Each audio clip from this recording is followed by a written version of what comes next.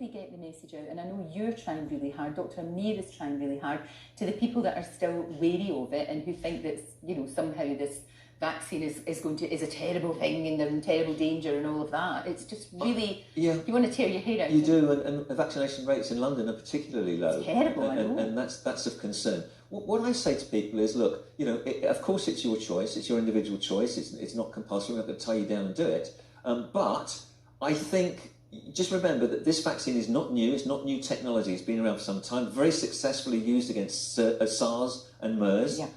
It's something that we can absolutely understand how it works. It doesn't affect the DNA of your cells, it can't affect your fertility, it can only protect you. It's a win-win-win-win-win. There's no downside. Yeah, but 1 in 500,000 might develop a very rare complication. The link still hasn't been proven yet. But 1 in 500,000 compared to quite a high risk of becoming ill.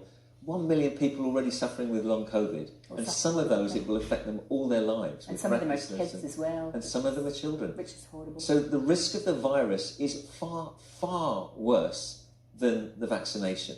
Yeah. So think about it again. I think so. I think you're right. And all of this thing about, you know, the government are saying we're going to rely on the common sense of the British people. Well, most people do have common sense. Some don't, though. That's right. Some really don't and have to be protected from themselves. They do, and they're the ones. I mean, they don't understand science. They won't listen to reason. They get this idea in their heads and they stick with it, and then they read the conspiracy theorist rubbish on social media, and they become completely obsessed with the fact that the government are trying to take over their brain. I mean, it's absurd, absolutely absurd. And unfortunately, those people have a very strong voice.